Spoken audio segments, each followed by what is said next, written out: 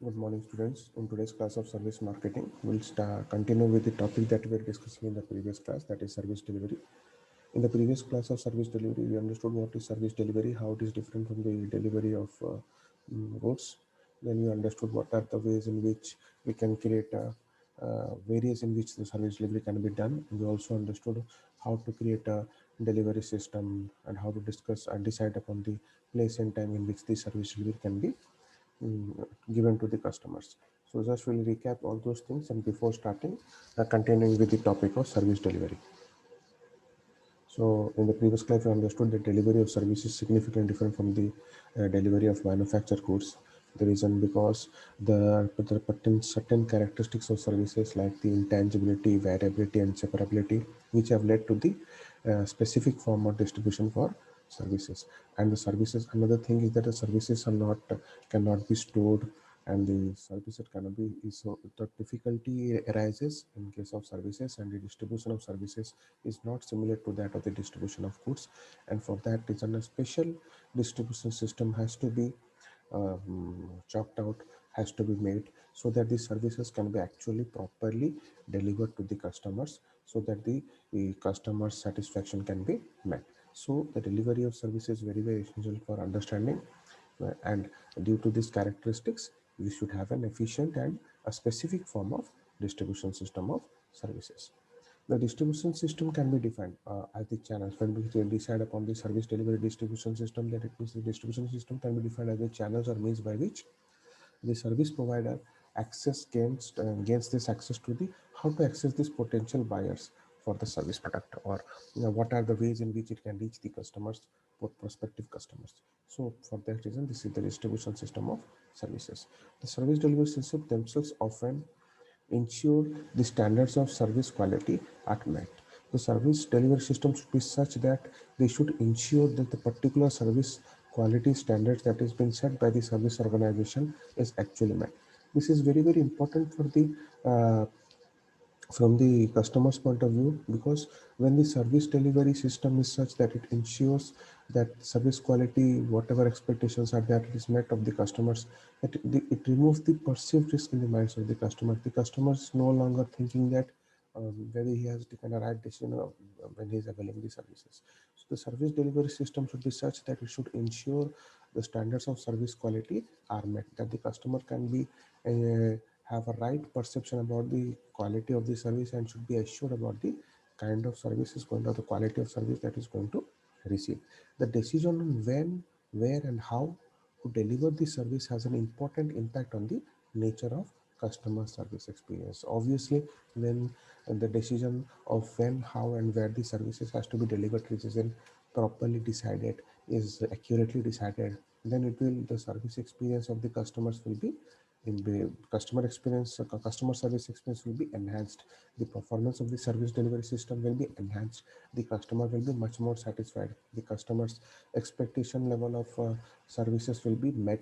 So in this way, where, when, and how to deliver the service is very very important in order to understand the nature of the customer service experiences. So while deciding upon how the service has to be delivered to the customer, there are three ways in which the service delivery system can be formed, or such three ways in which the service can be delivered to the end customers. First is customer visit the service site. In this, the customer visits the service site of the service provider and then gets the service. So this is the first way in which the service can be delivered to the customer. Second is service firms calling customers. Here the service firms, they themselves call upon these customers, and they don't want that the customers are move from their homes and places and actually deliver the service at the doorstep of the customers. So in this way, is another way in which the service firms call the customers and deliver the service to the customers, and then come the service provider and customer transact at arm's length, where particular tangible or equipments are being placed in such a way that they provide services on behalf of the service provider, and the service provider and the service customer need not come in close contact with one another, and but the service can also be availed. So these are the three ways in which the service can be delivered to the customers. So while deciding upon how to have a proper delivery system, we have to decide upon what are the create a delivery system which is proper in place and time. So how the service managers make decision on the place where the service is delivered and the times at which it will be available, made available to the customer, depends upon certain criteria. First is the customer needs and expectation. What is the needs of the customer? What is the expectation of the customer? Whether the customer needs the service at his doorstep, whether the customer is interested to move to the service site in order to avail the service. So this also depends upon the customer needs and expectation. Then comes the competitive activity. It means how far the competitors are providing the services or delivering the services, how they are delivering the services. So we have to also meet the competitors that they are providing the service to the target customers. Then the nature of service operation, how the service operation is, what is the nature of the service operation, whether it can be provided at the doorstep or whether it can be provided at arm's length, or whether it can whether the customer has to come to the location to get the services. So that also depends upon the nature of the service operation. And then comes the customer convenience, how the customer will be in a user friendly way, in a customer convenient way the service can be delivered, and what is the preference of the customer. So all these things has to be kept in mind while deciding upon the place and time of the service delivery system. This is very very important, because this service delivery system, if it is proper and it matches the expectation of the customer, then the customer will be become a loyal to the service organizer, will come for repeat purchases. So this is very very important.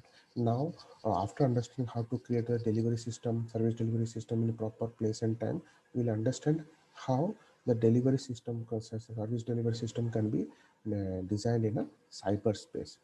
Technological developments have had a remarkable impact on the way in which the services are produced and delivered. So, due to this technological development, there has been a sea change in the way in which the service are being produced and delivered. Previously, in industrialized countries, the services were delivered in a limited manner and a constrained manner, 40 to 50 hours a week when the service organization was open. But nowadays, this has changed. Today, most of the services which are highly responsive services, they are given 24 into 7, means 24 hours a day, 24 hours a day, 7 days a week, throughout the world the services are given. So this is possible due to this technological development that has taken place. The developments in telecommunication and computer technology in particular continue to result in many innovations in service delivery. So due to this developments in telecommunication and the computer technology that has taken place, this has led to the development of new innovative ways in which the service can be delivered to the customers. In the last decade, the number of technological advances has taken place due to immense use of EDI, that is electronic data interchange. So this EDI has enabled, this electronic data interchange has enabled in the last decade the lot of way in which the service can be delivered. So they have completely revolutionized the way in which the service is being delivered to the customers nowadays. So if we look at certain ways in which the services delivered in cyberspace, we can understand that certain advances which has led to this development of service delivery in cyberspace. We'll understand that. First is increased use of self-service operations. So due to this technological development, there has been an increase in the self-service operation that is being delivered to the self-service way in which customers they themselves avail the services. Example, many marketing firms have put their services on the website, and those who need get it by self-service. So particular websites have been made for the service organization where the customers can visit and can get the avail the services from the website directly. So there is no need that the customer need to visit the service site, or whether the customer had to transact from the arm's length, or whether the customer had to be. So that this selling of the services is no more a big deal, because nowadays the service can be availed on a self-service basis when the customer visits the websites. Then by providing data bank services, like example, a service provider may require information to make a mailing list or to target a specific audience. So in this data bank is provided, so by using these data banks or services, the customers can get the kind of information they require, and what are the kind target audience they want to handle. And also this is helpful for the company service organization, because they will understand these are the ways in which they can contact these customers, and the customers can be targeted. So they will understand the target audience, they will try to capture this audience by giving them attractive packages or attractive service options. So in this way, it is this technological advancements are helped in the service delivery system from the for the from the service organization point of view. Then this is due to this technological advancement, there has been an increase in this electronic banking and email and many more ways in which the service is being delivered. So all these things has advances in the technological developments. These advances in the technological developments led to the delivery, creating a delivery system in the cyberspace where the service is being delivered to the customers. Now, after understanding how the services can be given in place, time, and cyberspace, we have to understand what are the role of employees, customers, and intermediaries in the whole service delivery system.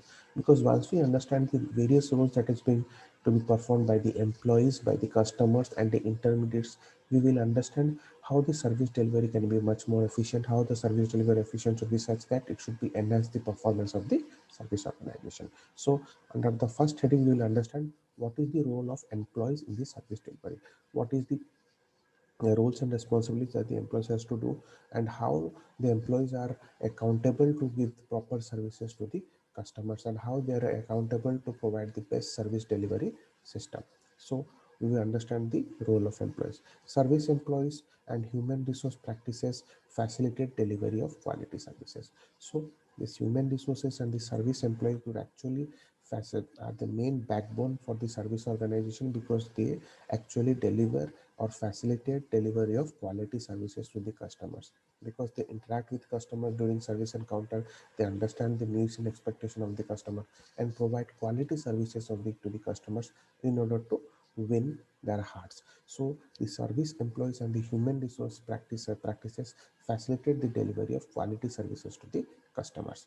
The assumption is that even when customer expectations are well understood and services have been designed and specified to conform to those expectations, there may still be discontinuities in service quality when the service is not delivered as specified. So first is that we should have understand the customer expectations, customers needs and wants. And even if the service delivery system is such that it has been conforming to the needs and wants of the customers, then also there may be certain issues or discontinuities in the service delivery, because the service quality there is a problem with the service quality because the service is not delivered as the as per the specified way in the service organization want that the service will be delivered.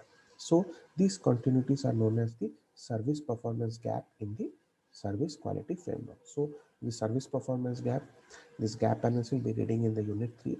So this discontinuities that is happening in the service quality will lead to service performance gap in the service quality framework.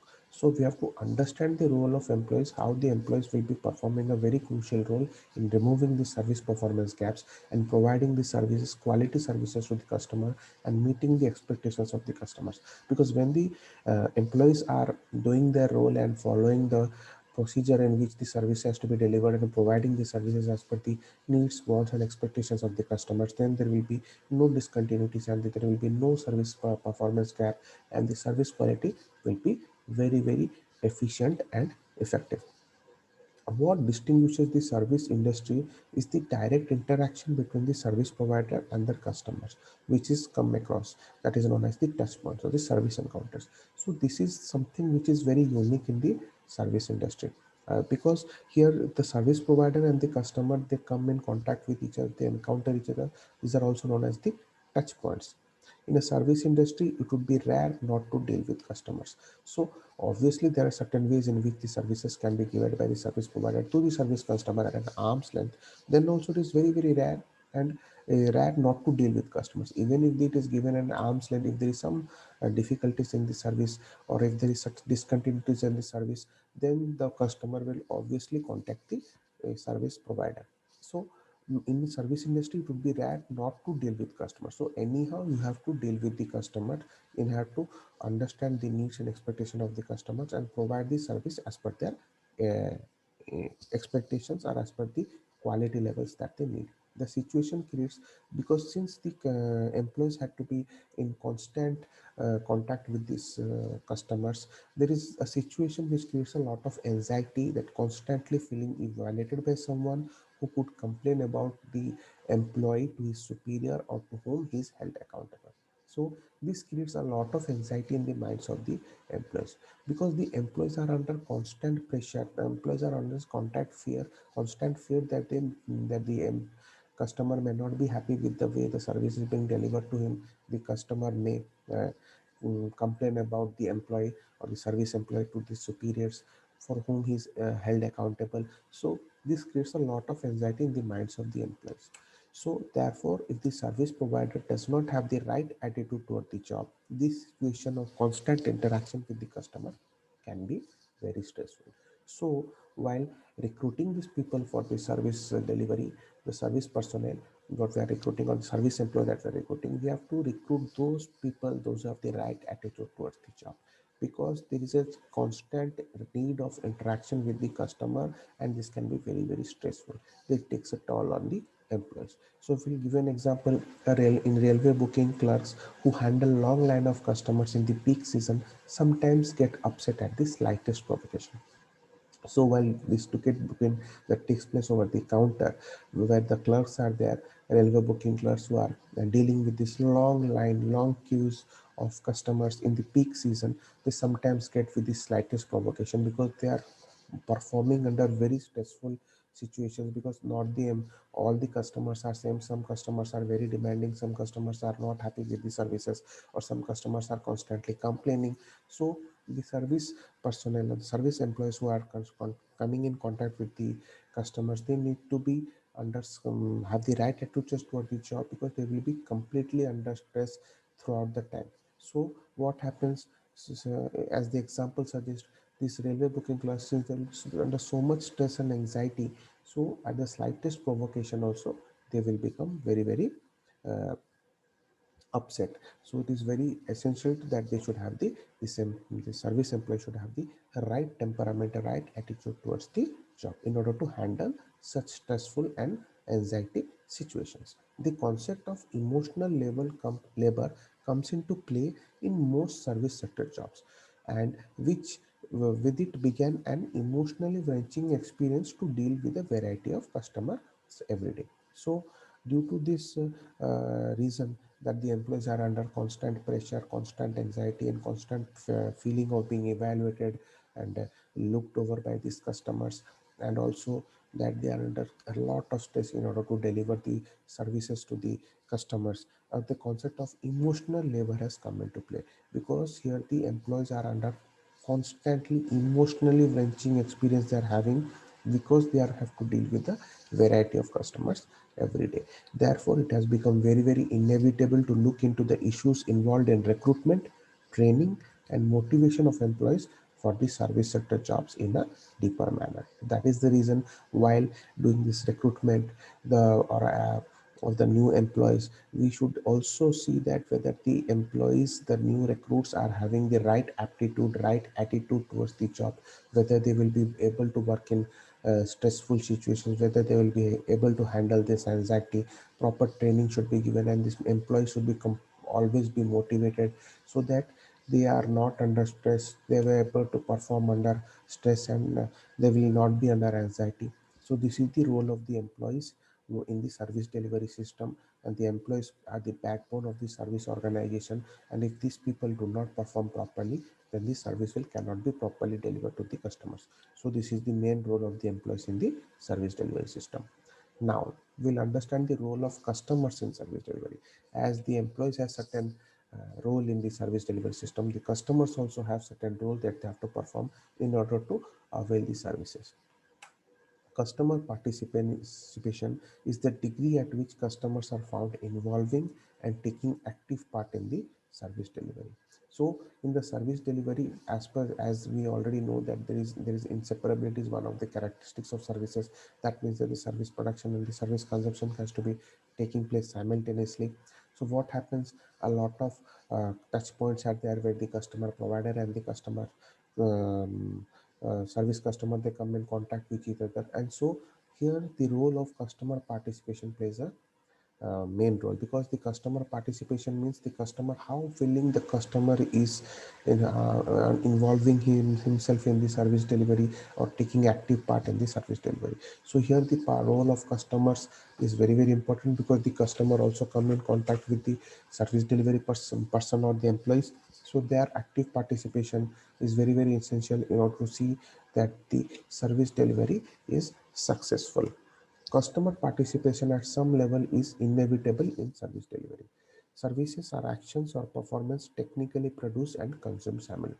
Since services are actions that has been produced and consumed simultaneously, so the customer satisfaction is inevitable. We cannot remove it from the picture, because the customer will come in contact with the service provider while this delivery of services takes place. So the customer's participation is very very important. How the customer understand his roles, how he perform his part in getting the services is also important. Like uh, suppose educator is going to educate a student in the going for home tuitions, for home tutoring, then the customers participation, the students participation is very very important in the service delivery. Because even if the teacher teaches, if the student does not take the teaching properly, or do not understand, or do not performing his part, and is not doing the homework, is not doing any kind of understanding, learning does not take place, and the education is failed. So what is required is that the customer participation is required. So the student has to do his part in order to see that the service delivery happens properly. So especially in services, because the services takes place or consist of certain actions and performance that typically takes place and produced and consumed simultaneously, customer participation becomes very very inevitable in service delivery. In many situations, employees, customers, even others in the service environment interact to produce the ultimate service outcome. So there, apart from the customers, apart from the employees, there are certain other people that are involved in the service environment that is very very play an important, a crucial role in order to provide ultimate service outcome. Customer participation can raise organizational productivity, efficiency, and improve the service performance. Why this customer participation is required, why the role of customers is very important in service delivery? Because this customer participation will increase or raise the organizational productivity.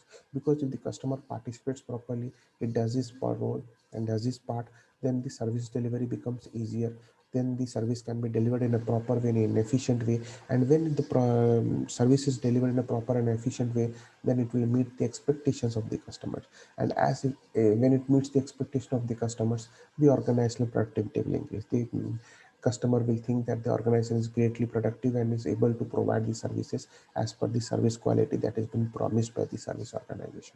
So the organizational productivity as a whole will increase, the efficiency of the organization will increase, and not only this, it will also improve the service performance. So the customer participation is very very important in the service delivery system. Customer service delivery explores customer service delivery, provides a framework for improving and managing the customer service. So what happens, this customer service delivery provides a framework for improving and managing this customer service. This, through this customer service delivery, they improve the way in which the customer service is being given.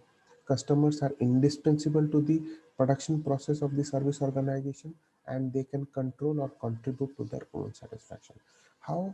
Because whenever the customer is happy, is in a good mood, then the customer will be happy with the service performance, he will be happy with the kind of service that is receiving. But if the customer is not participating, if the customer is in a bad mood, is not interested, is not happy, then it will lead to problems. So customer is indispensable in the production or process of this service organization, and actually contribute and control his own satisfaction. Customer may understand their roles, but may be unwilling or unable to perform their role for some reason. Sometimes it may happen that the customer, even if he understands his role, is not able to perform as per the uh, guidelines, or is not able to participate in the customer delivery, which will lead to the failure of the service delivery. For example, in a health club, the members may understand that to get into a good physical shape, they must follow a workout guideline set up by the trainers. If work schedule or illness keeps and the members from living up to their part of the guidelines, then the service will not be successful because of the customer in action. So in case of a service, in case of a fitness organization where service is given in fitness, so what happens if the person is doing any not doing any action, if due to illness or something is not following or sticking to the schedule or following the guidelines that is being given by the fitness expert, then obviously the fitness level will not increase and the service delivery will be leading to failure. Sometimes customer may choose not to perform the roles defined for them because they are not rewarded in any way for contributing to their effort. Sometimes the customer may knowingly not perform the role that has been assigned to them because they feel that they are not being rewarded for contributing that part. The level of customer participation is low, medium, or high as the service varies. So, the level of customer participation also determines the kind of service that is being provided to the customers. In some cases, that is required the customers that is required the customer's presence is required. There may be low level of participation, and the employees of the firm doing all the service production work, as in the case of symphony concert. So what happens if the customer presence, the low level of participation is required, because the in order to get the service, the person has to the service provider has to do a lot of work, not the customers. And airline travel also is another example where the customer level of participation is very low, because here the service provider has to do his part in order to provide the services to the customers. In other cases, customer inputs are required to aid the service organization in getting the service. This leads to moderate level of participation, where the customer participation is important. Inputs can be include information, efforts, or physical possession. Example, haircut. In case of haircuts, while getting a haircut, the inputs of the customers are also required, because the service provider, the barber, cannot give you a proper haircut if he does not know what kind of haircut do you want. Here the inputs and information are of the customers are essential. So here the customer participation is of moderate level, so it is known as moderate level of participation. And in some situations, customers can actually involved in co-creating the services. This is known as high level of participation.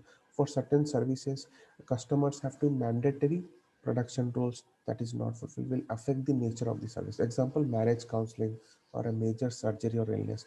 Here the role of the customers is very very important, and they have a very part, and they together with the service provider create the service or help in the proper delivery of service.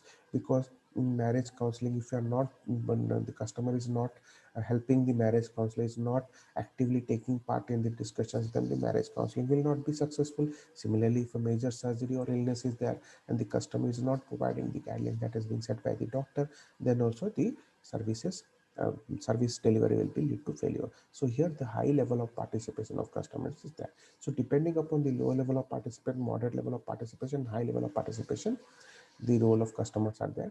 According to the kind or nature of services that the customer is availing, the role of customer also changes.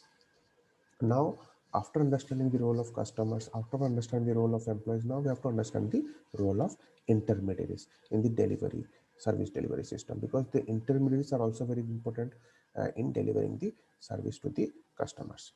Unless the service distributor is able and willing to perform in the service encounter as the service principal would, the value of the offering will decrease and the reputation of the original service is damaged. So a lot of times the intermediaries are brought in order to provide the service to the final or ultimate customers.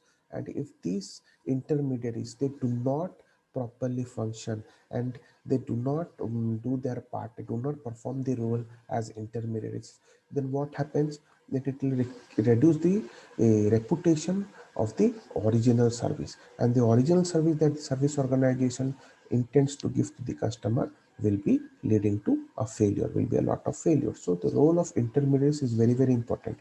Service companies face an even more formidable task of attaining service excellence and consistency when intermediaries represent them to customers. So, the service organization or the service companies, they have to face a very formidable task of attaining this high level of service excellence and consistency when these intermediaries are present in the picture, because this intermediary actually represent the organization, service organization. So if they do not deliver the service as decided, then it will lead to a lot of problems, and the customer will not be satisfied. The customer's expectations will not be met, and the customer will be dissatisfied with the service that is being he's receiving, and the kind of service quality that he's receiving.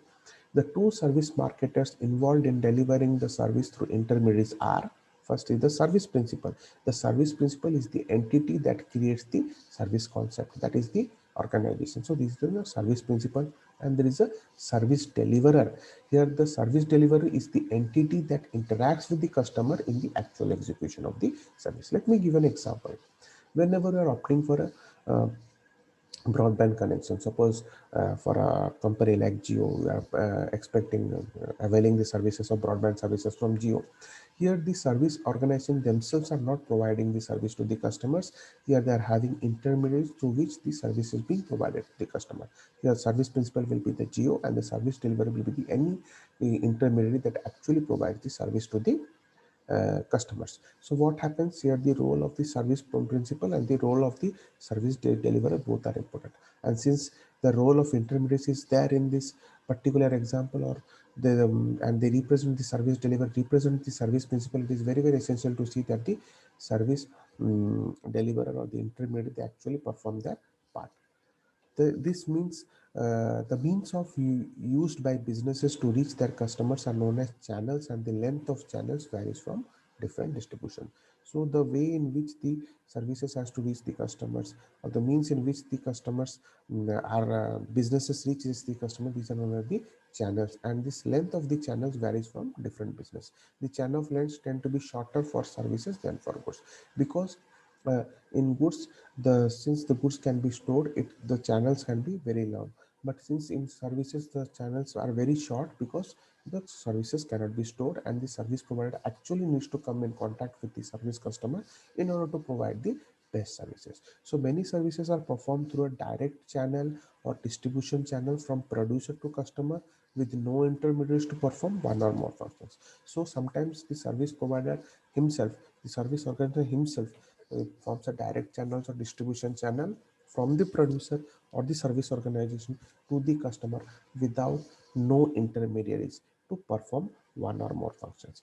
But a distribution channel from producer to consumer using an intermediary to assist in the delivery of the service is referred to as an indirect channel. Sometimes the service organization may have an indirect channel where the service intermediary has been included in the service delivery process, and this intermediary interacts with the customer in order to provide the service to the customer. So this is known as an indirect channel.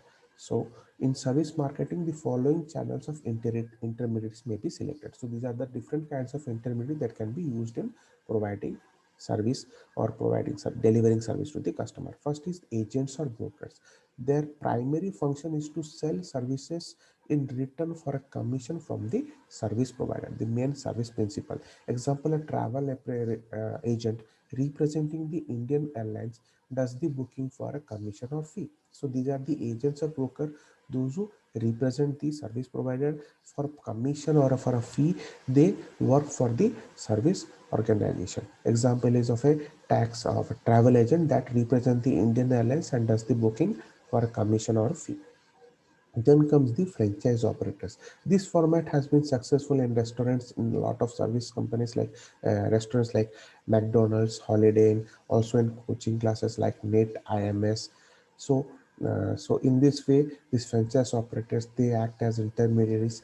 They represent the service organization, and they are the face of the service organization. They actually interact with the service customers. Then comes the electronic channels. They do not require direct human interaction. What they require is a pre-designed service and an electronic vehicle to deliver it. So what they need is a proper designed service that they are going to deliver, and a proper service delivery electronic vehicle for that. Example, banking services, distance learning. Here then not only the service is important, the particular service that is being designed, but also it has to be seen that the electronic vehicle, or the way or the means in which the service will actually reach the customers, so that that electronic vehicle is also required. So banking services and distance learning are examples of this examples of the services which are using electronic channels. So these are here, the electronic channel acts as an intermediary in the service delivery. So this is the various role of the intermediaries and the various types of intermediaries that are generally included in the service delivery system. So in today's class, we have understood the remaining part of the service delivery. What is the role of employers, the role of employees, the role of customers, the role of employees, and the role of intermediaries. Please go through this video. If you have any doubts, contact me. I'll be sending you the notes digitally. Go through that. No need to panic. And finally, thank you for your attention.